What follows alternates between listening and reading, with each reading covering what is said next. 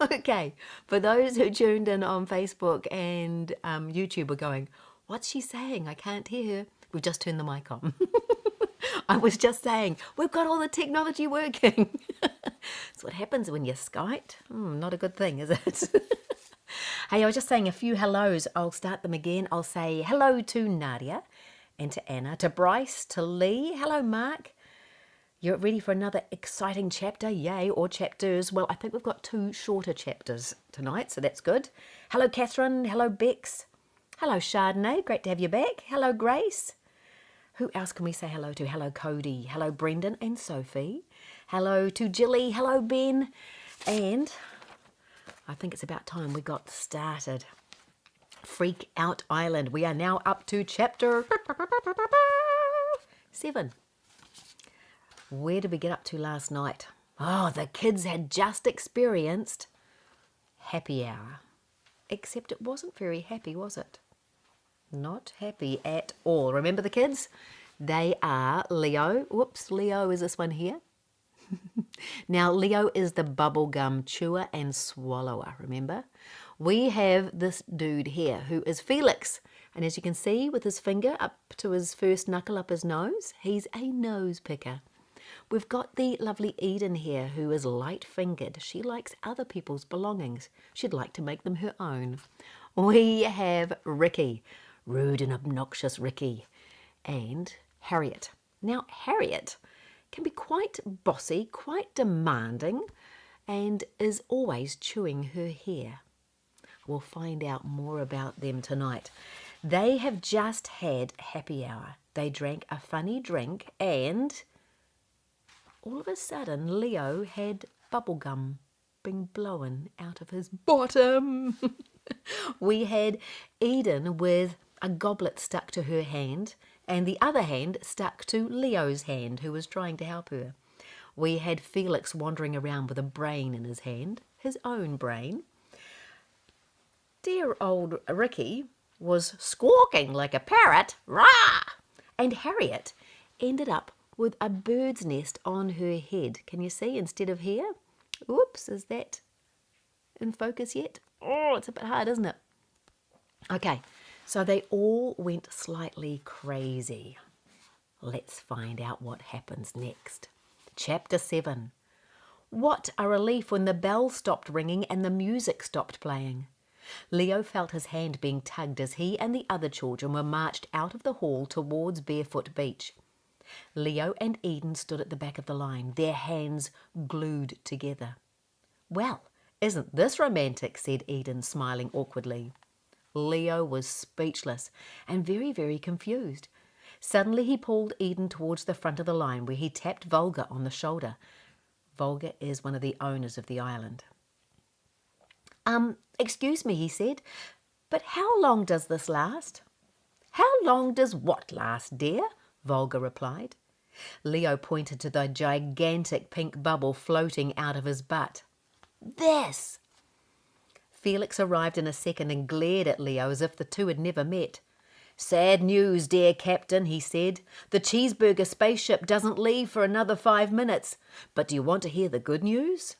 What's the good news, Felix? Leo asked. You can pay for your tickets with Easter eggs.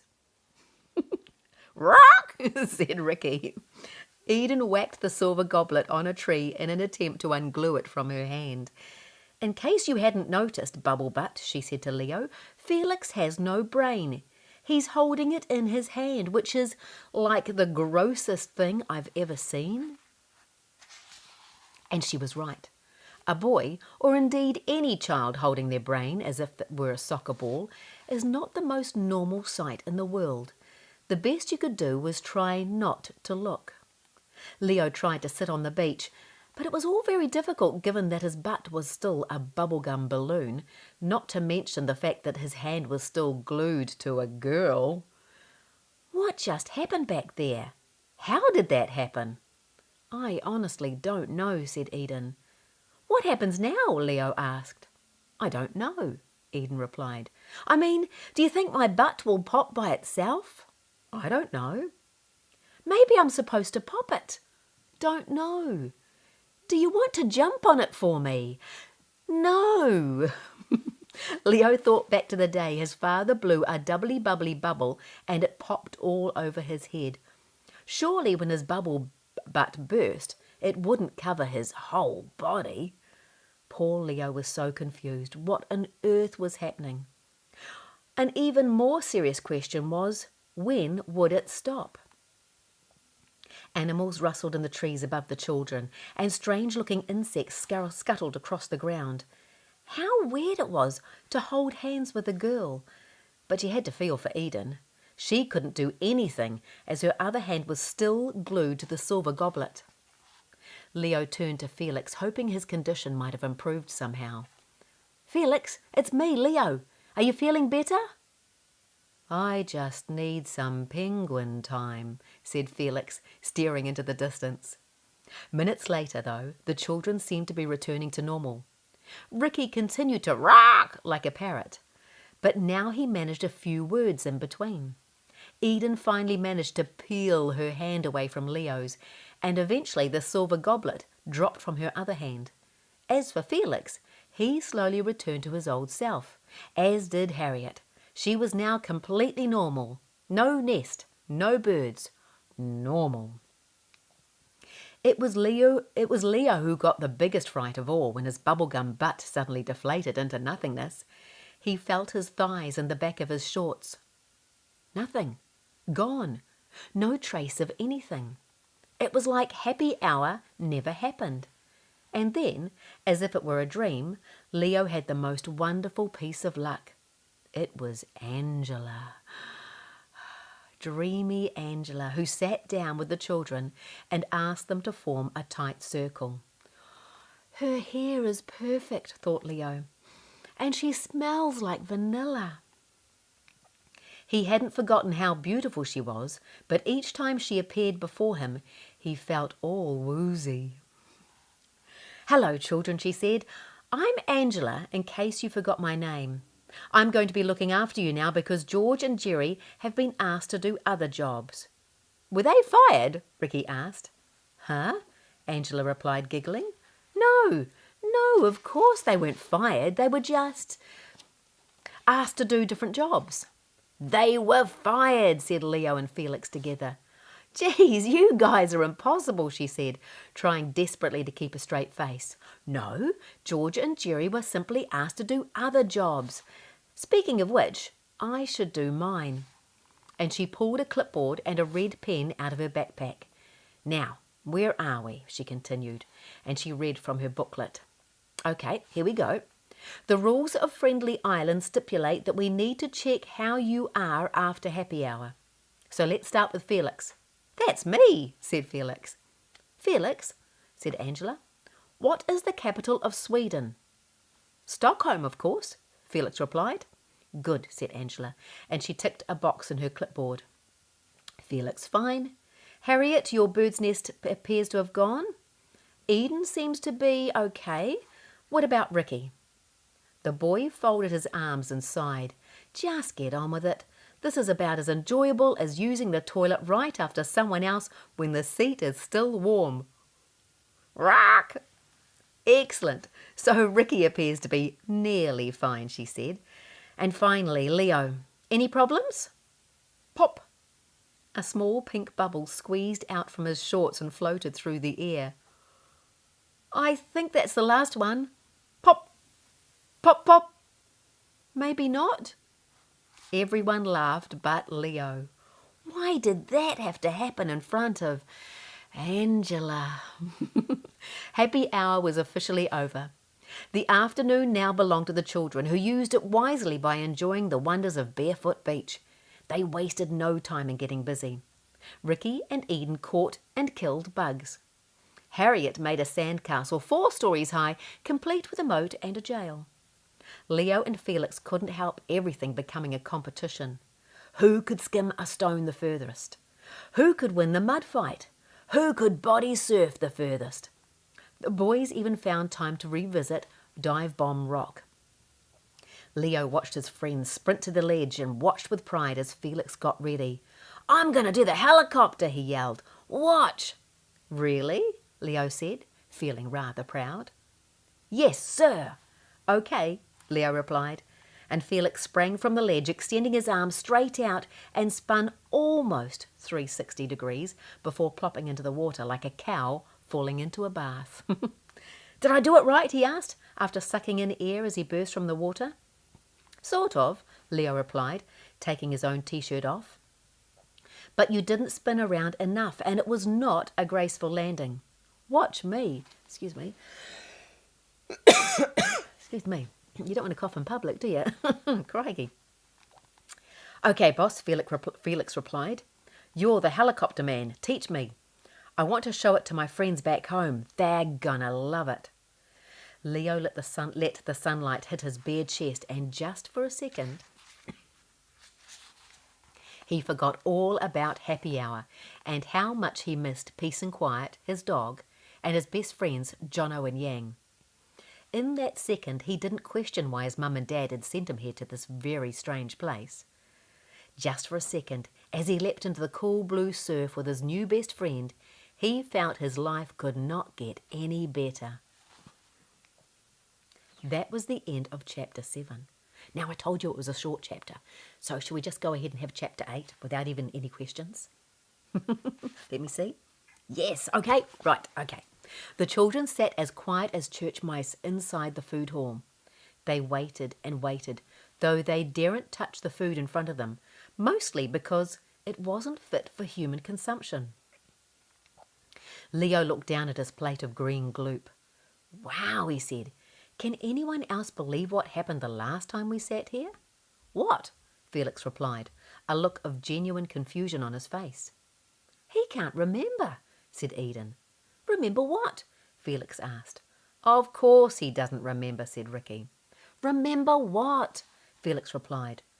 "Robot hungry," teased Harriet. "Cheeseburger spaceship?" Felix frowned and turned to Leo. "What the heck are you talking about?" he asked. Leo couldn't help but smile.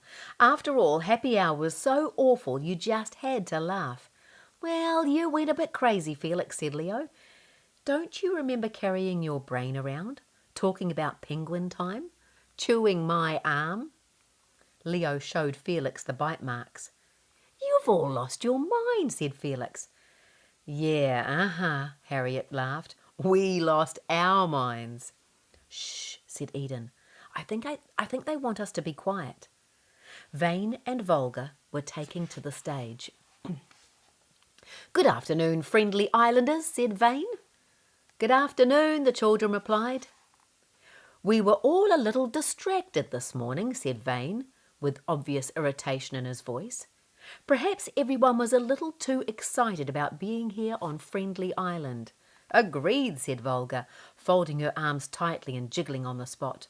"Maybe all that excitement caused the happy hour bell to ring." "Correctamango," said Vane. "Too much happiness on Friendly Island." "Quite," replied Volga, clearly disguising her displeasure, or her pleasure. I better say that again. "Quite," said Volga, clearly disguising her pleasure. "I mean to say, when the bell first rang, I had no idea what was going to happen to you all. It was all very strange. But fear not, Friendly Island is brand new, so I suspect these were merely teething problems." "Teething problems. Correctamango," said Vane, and stroked his hand through his jet black greasy hair. "However, it would also be very wise for you to be aware of what happens if you have sticky fingers," Vane glared at Eden, "or if you pick your nose."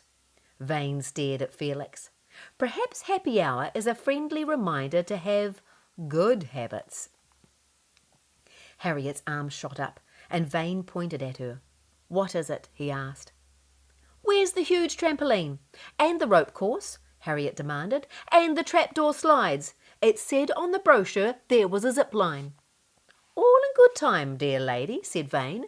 "Just be patient. In the meantime, how about we take a joy ride in our brand new speedboat? We could feed some animals." "What kind of animals?" Leo asked. Volga rubbed her hands together as if she'd won first prize in a baking competition. "Oh, just boring old dolphins," she said. "Dolphins?" Leo cried. "No way!" The zip line can wait.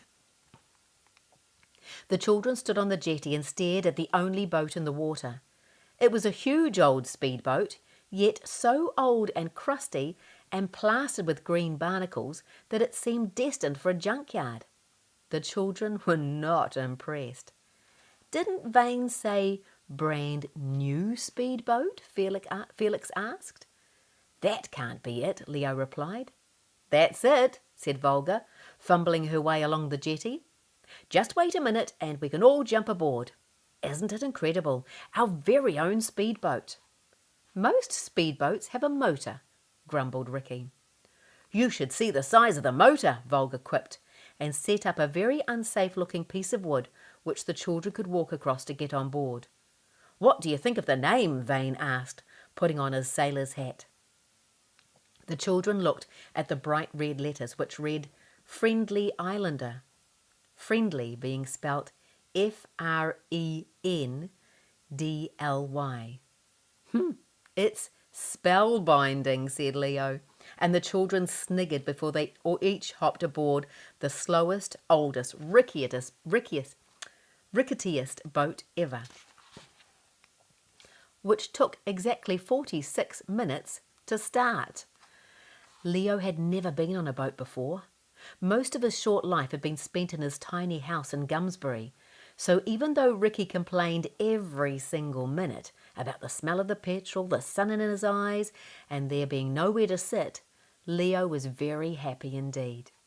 How peaceful it felt to float along on the ocean waves and to smell the salty air. He saw flying fish and even a turtle, but he wasn't close enough to see whether it was Shelley. Next he saw an island, and on the island was what looked like... Was that some kind of plane? Leo suddenly felt very stupid. He knew exactly what the machine was. It was the Kaput 3000 that he and his friends had flown in on. But he couldn't stop staring at it. The boat passed the island where it sat, and he began to daydream. How far could it fly, he wondered. Could he fly it? I see them! I see them! I see them! I see them! I see them! I see them! I see them! I see them! I see them! It was Eden, and apparently she had seen them. The children rushed to the front of the boat and screamed with delight as they watched dozens of dolphins duck in and out of the water. It was like watching a movie, only this was real life. The dolphins were here to play. They snuck up to the boat and rubbed it with their noses, showing off and making happy clicking sounds. Vane turned the motor off, and soon the only noise was the sound of lapping waves and squeaky dolphin speak. Who wants to feed one? Volga asked, dragging a bucket of stinky dead fish along the deck. Me, me, me, I do, said Eden, and snatched some of the bait. Do not lean too far over, said Vane. Eden leaned too far over, with her feet dangling in the air. She waved the dead fish in front of the dolphins, who jumped and splashed about excitedly. I want to pet one, she yelled, edging further down towards the water. Why won't it let me pet it? Come here, Dolphiny Wolfiny. Come to Auntie Eden, Dolphiny Wolfiny. Why won't it let me pet it? Eden inched closer and closer down towards the dolphin. She was almost touching its mouth. She reached and splash! She tipped into the ocean right on top of a dolphin. When she came up for air, she was somehow riding the sea creature like a cowboy on a horse. Ah! Ah! She screamed. But her terror turned to delight when she realized she wasn't actually falling off. Take my photo, Eden yelled. Someone take my photo. But as Eden rode her dolphin further out to sea, Leo spied something that turned his body to jelly. A dark blue fin poked out of the waves like the blade of an axe. And this fin didn't curve like a dolphin's. It went straight up into the air. Shark! Leo screamed. Eden, come back! That's a dolphin, said Vane. We don't have sharks at Friendly Island, Volga spat. "And don't you dare say any such rubbish when you get home. You hear me?" "It's a shark!" yelled Leo. "We need to do something." Without a second thought, Felix snatched a swim ring from the boat's cabin and hurled himself into the water. He came up for air and swam like crazy, right towards danger. Volga stood with her hands on her hips like a teapot. "What is he doing?" she hissed. "This is not part of the Friendly Island experience," Vane yelled. Eden's dolphin must have been scared to death of sharks, so it dived under and never returned. Now Eden was stranded, drifting further and further away, and the shark was circling her. Felix took a deep dive and dived under, but he resurfaced in a very awkward place, right beside the shark. The children watched in awe as he punched the man-eating beast on the nose. The shark opened its mouth wide before falling under the water. Felix handed Eden the swimming ring, placed his arm around her neck, and frantically began swimming. But the shark was right back, right on their tail. "Hurry!" Leo screamed. "Felix, behind you!" But Felix refused to look back. Which was just as well, because the shark poked its head out of the water and opened its cave-like mouth. Those teeth! The shark was so close and the children were so slow. How could Felix and Eden ever survive? But surely they couldn't die, not in the happiest, friendliest place on earth. Leo turned to Vane. "Don't you have weapons on the boat, or a spear gun, or explosives?" Ricky added. "Something?" Vane just smiled and shrugged his shoulders. "Kids," he said, shaking his head. Suddenly, a gigantic black thing rose from beneath the Has anyone got any spare teeth? Suddenly, a gigantic black thing rose from beneath the surface and flew into the air like a missile. It was as if a school bus had propelled itself out of the water. It was so close and so enormous. The children had no idea what it was. Stunned into silence, the children held onto the side of the boat and braced for the moment the creature would land on top of the water. But what would it hit when it did? The shark. That was what. The gigantic whale flattened the shark, which rose to the surface and flopped around on its belly, lying there like an inflatable in a swimming pool. Suddenly it didn't look so scary at all. Leo even felt a little sorry for it. One by one the children helped Eden and Felix onto the boat. She landed on board and sat shivering, her legs crossed and her arms folded. "OMG, OMG, OMG," she repeated, and Harriet took off her sweater and wrapped it around Eden. "Silly girl, you could have drowned," said Vane, inches from Eden's ear. "Or been eaten by a monster," added Volga. "Stupid girl." "I'm so sorry," said Eden, sniffing. "I was just trying to pet the dolphin. I thought it would be fun." "We will do the fun around here, thank you very much," said Volga. "Can we just get out of here?" said Ricky. "I'd rather get 1,000 paper cuts than sit out here and wait to get eaten." "Start the boat pronto," Volga yelled. But the Friendly Islander was in no hurry to move. Vane was relentless, as if he had a point to prove. Leo noticed that even though the man with the elastic face was clearly losing his temper, he never swore once. Leo watched as Vane yanked the chain, continuously trying to start the boat. For 10 minutes, 20 minutes, 30 minutes. The boat's motor refused to move. Most of the children retreated to the front of the boat and huddled together. But Leo stayed behind and heard Vane grumbling like an angry old bear. He swore a lot now too, but only when he thought no one but Volga was listening. "They're midgets, every single one of them," he said, and his nostrils flared even more while he tried to fix the motor. "We need a newer boat." "Yes, and when we get more customers and we make more profit, we can buy you a newer boat," Volga replied. "A luxurious speedboat with a bar and a turbo engine." Vane didn't say a word, his face stretching into a menacing mess. Volga wasn't finished. We need everything to go smoothly, and you need to keep your temper, she said. Finally, the boat's cranky old motor sprung into life, and the friendly islander spluttered into action. Vane slapped the steering wheel so hard it looked like it almost made his hand bleed. Soon the boat was soaring across the waves, and the children felt the warm ocean breeze on their faces. The whale accompanied the friendly islander almost the whole way back, spurting water through its spout and treating the boat like a swimming buddy. Leo even saw its enormous eye, and he swore it winked at him. Beside the boat's cabin, Felix was tying together a makeshift clothesline to hang up his socks and his t-shirt. "You risked your life, Felix," said Leo. "Didn't think," he replied. "Just dived in. Should have done the helicopter." Leo knew his friend was just being kind. "But when that whale jumped out of the water, weren't you worried it was going to land right on you and Eden?" "It was you who spotted the shark, Leo," said Felix. "We're a team." And that's the end of chapter 7. Oh, chapter 8.